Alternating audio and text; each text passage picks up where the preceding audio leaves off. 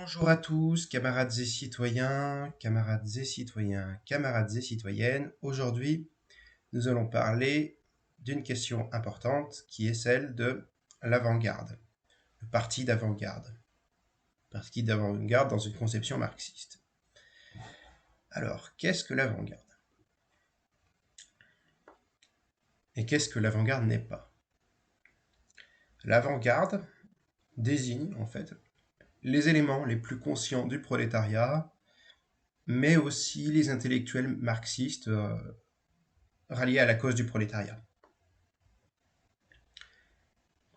L'avant-garde, en fait, dans cette démarche-là, c'est une élite de révolutionnaires professionnels, beaucoup plus conscients des intérêts de classe du prolétariat que le reste du prolétariat qui n'a pas toujours sa pleine conscience de classe. Voilà ce qu'est le prolétariat. Donc le prolétariat, l'avant-garde, c'est ce groupement d'individus, cet ensemble d'individus qui, soit parce qu'ils sont des prolétaires formés politiquement, intellectuellement, ou simplement conscients de leur intérêt de classe profond, soit des intellectuels ralliés au marxisme ou à la cause ouvrière en général,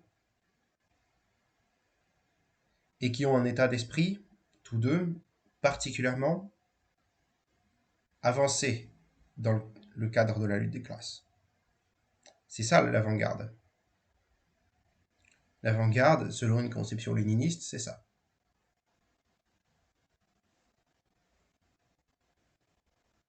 C'est la fraction la plus consciente du prolétariat, voire les intellectuels marxistes. Voilà.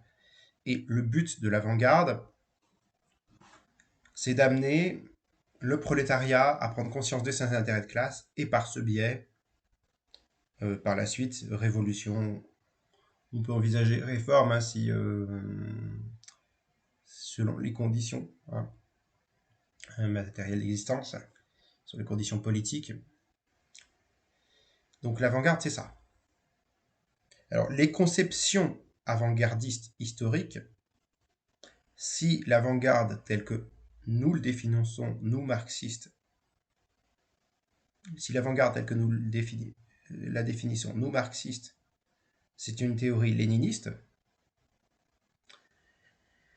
l'idée d'avant-gardisme, l'idée de l'avant-garde, préexiste à Lénine. En effet, il s'agit d'un certain Auguste Blanqui, un Français, un révolutionnaire français, qui a eu ce genre de conception, le premier. Avant Lénine, Blanqui a eu l'idée d'une avant-garde dans le sens du socialisme. Cette avant-garde, elle, c'était un ensemble de révolutionnaires professionnels, mais c'était davantage dans un but purement militaire et dans un but de dictature révolutionnaire. Clairement, c'était pas les intellectuels les plus conscients du prolétariat, c'était dans le cadre de tout ce qui était besoin d'une organisation efficace, disciplinée. Il fallait des révolutionnaires dévoués, selon Blanqui. Blanqui considérait que pour établir le socialisme, il faudrait d'abord une dictature révolutionnaire, ensuite, avec le temps, permettre aux masses de s'occuper elles-mêmes de ces questions-là, démocratiser par la suite, après cette période de dictature révolutionnaire. Je referme la parenthèse. Eh bien, chez Lénine, l'avant-garde,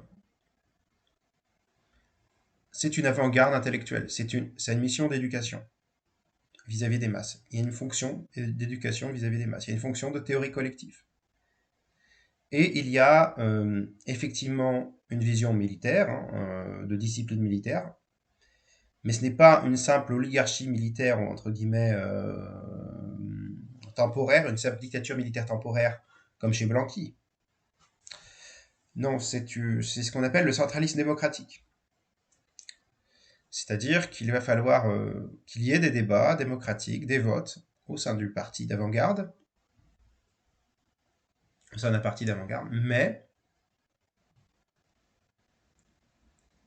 il faut que ça soit extrêmement cadré et extrêmement autoritaire. Il y a un vote, liberté d'expression et discipline absolue dans son application, unité d'action. Le centralisme démocratique, c'est ça. Liberté d'expression, unité d'action.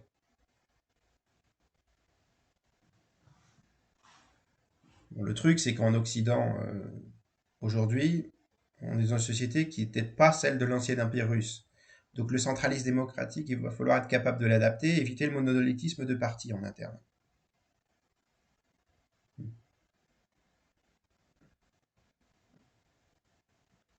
Donc en fait, l'avant-garde, c'est une conception élitiste de la révolution, élitiste de la révolution ou de la réforme, hein, peu importe, une conception élitiste du parti. C'est vrai, c'est vrai, c'est vrai. Mais, nuançons quelque peu, ou plutôt essayons de débunker un peu les idées fausses qu'on peut avoir dessus.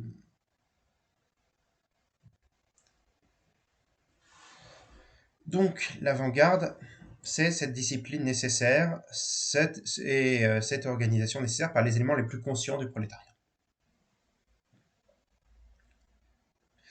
Ça signifie que le parti d'avant-garde, c'est un théorique, c'est un intellectuel collectif. Il y a des débats, il y a des lectures, il y a des théorisations, il y a des gens qui s'intéressent à l'économie, au droit, aux sciences, à la philosophie, à l'histoire, à tout ce genre de choses qui sont utiles pour un combat révolutionnaire. Tu ne le fais pas sans formation intellectuelle. Et comme justement, c'est une organisation qui est faite pour permettre une éducation populaire afin d'amener à avoir des révolutionnaires éclairés. C'est ça l'avant-garde. C'est ni plus ni moins que ça.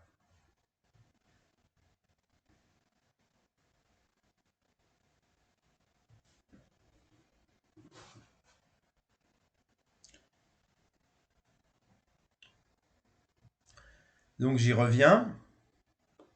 La grande erreur qui a été faite sur l'avant-garde, c'est de croire que l'avant-garde doit fonctionner comme un clergé. Je parlais du monolithisme de parti. Eh bien, l'avant-garde n'a pas fonctionné comme un clergé, mais comme une école. Ou comme une université, si on veut aller au plus haut niveau. L'avant-garde, c'est un outil de formation théorique.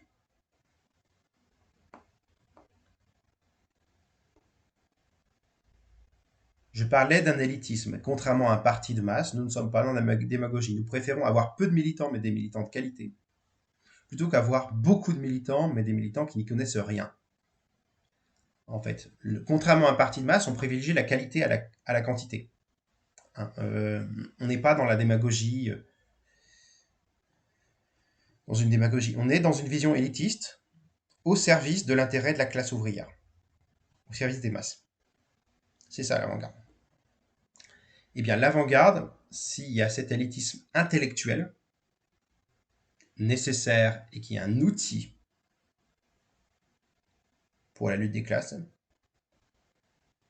eh bien, l'avant-garde n'a pas à diriger l'État. Le parti et l'État doivent être séparés. L'avant-garde, ce n'est pas le parti unique.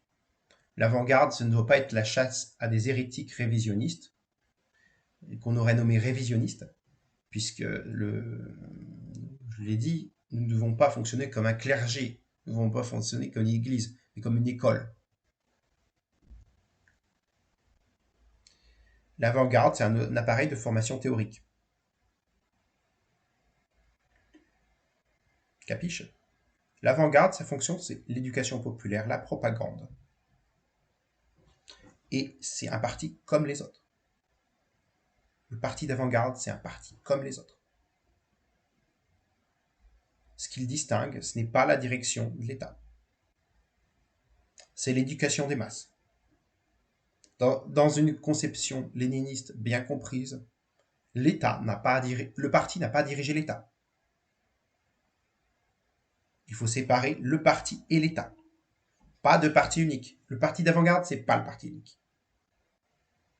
Ceux qui vous disent l'inverse au nom de la dictature du prolétariat sont des menteurs. À force d'avoir ce genre de conception du parti d'avant-garde comme un parti unique ou comme un parti dirigeant, vous tuez le socialisme. Le socialisme, il se fait avec les masses. Donc il y a besoin d'un parti d'avant-garde, mais l'avant-garde, ce ne doit pas être une bande de permanents, une nomenclatura qui se réserve les postes. Soit bien clair. Si on a affaire à une nomenclatura qui se réserve les postes dans l'appareil d'État, ça donne de la merde. L'avant-garde, ce n'est pas des gens qui sont ce qu'on aurait appelé des bureaucrates. Hein. J'aime pas trop ce terme étant donné les récupérations qui peuvent en être faites.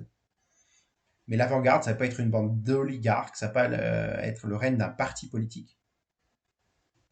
Le parti politique, c'est une formation politique qui représente un certain nombre d'idées. Il faut permettre le pluralisme dans un régime socialiste. C'est indispensable. Le pluralisme socialiste ne doit pas être violé par l'avant-garde. Non. L'avant-garde, c'est un outil de formation intellectuelle. C'est une école. Par conséquent, dans une conception avant-gardiste des choses,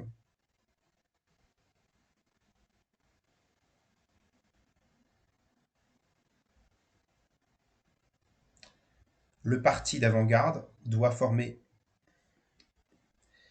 nos militants à une vision basée sur, à des réflexions basées sur principalement l'économie et le droit, c'est-à-dire l'infrastructure et la superstructure, et à côté des formations sur, je fais un peu un théorique de ce qui devrait être fait. Évidemment, la formation en économie, c'est indispensable quand on est un bon marxiste. L'économie politique, c'est quand même la clé d'un point de vue marxiste. Mais fondamentalement, l'économie et le droit, c'est ce qui structure le pouvoir. Donc, fondamentalement, si on veut fonder une avant-garde aujourd'hui, il faut des gens qui connaissent bien l'économie et le droit, être capables de comprendre les mécanismes du capitalisme, comment passer au socialisme, d'un point de vue économique, et du droit pour être capable d'organiser les pouvoirs, d'avoir des institutions stables sous le socialisme, sous la nouvelle République socialiste, d'avoir des institutions qui fonctionnent, avec des contre-pouvoirs, avec des lois, une constitution, tout ce que vous voulez, pour un socialiste qui fonctionne, et à côté d'avoir une formation intellectuelle dans les sciences et techniques, l'histoire et la philosophie. Il faut apprendre vraiment aux gens à connaître un peu On est dans un monde, on est matérialiste, donc il faut comprendre le domaine des sciences et techniques. Hein, c'est des enjeux qui sont absolument indispensables, de comprendre tout ce qui est nouvelles technologies, sciences, ce genre de choses, pour construire le socialisme, pour être capable de se mettre au fait des nouveautés dans le domaine de l'énergie, de la médecine.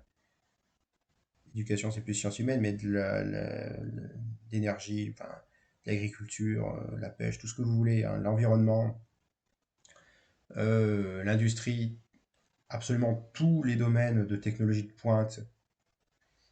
Il faut connaître, qu'il faut essayer de connaître au mieux possible, et ainsi que les sciences. Les deux sont intimement liés. Hein. Les sciences et techniques, il faut bien maîtriser ce genre de sujet. Surtout que ce sont des enjeux stratégiques. L'histoire, il faut être capable de comprendre les faits humains, les faits politiques, l'histoire des idées, l'histoire économique, l'histoire politique.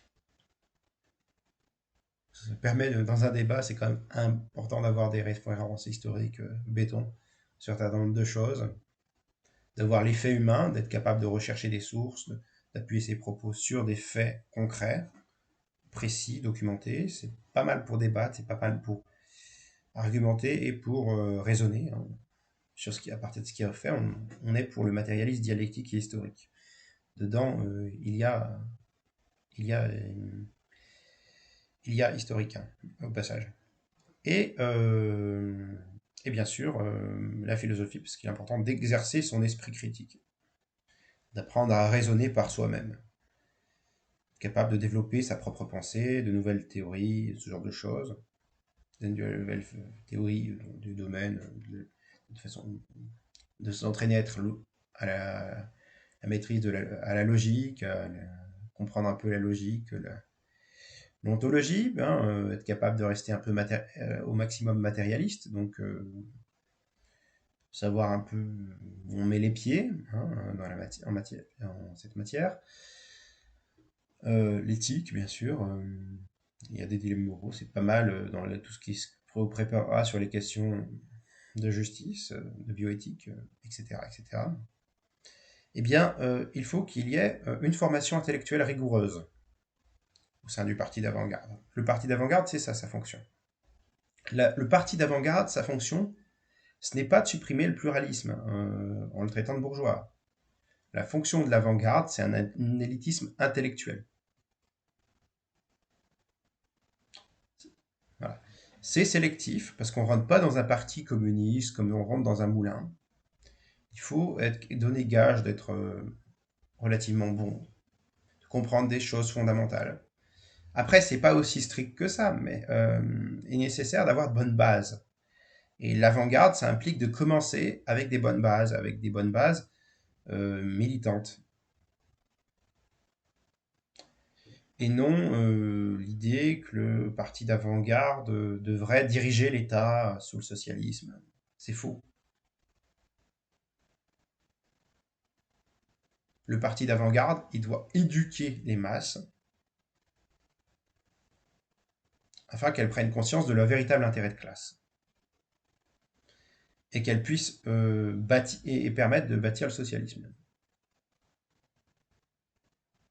Donc vous choisissez de bons militants pour amener les gens au socialisme, pour les structurer à long terme. L'avant-garde, ça ne doit pas être une secte.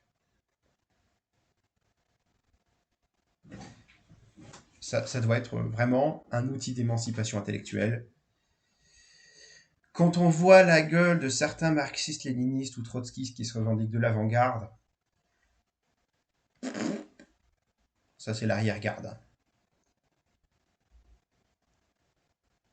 On a vraiment l'impression qu'ils ont théorisé l'arrière-garde. Aujourd'hui, les mouvements politiques un peu gauchistes, tout ça. Voilà. Bon, sur ce, je souhaite, camarades et citoyens, camarades et citoyennes, de bien prendre soin de vous, méditer tout ça, hein, pour la prochaine fois. Et en attendant, raison, égalité, camarades, nous vaincrons.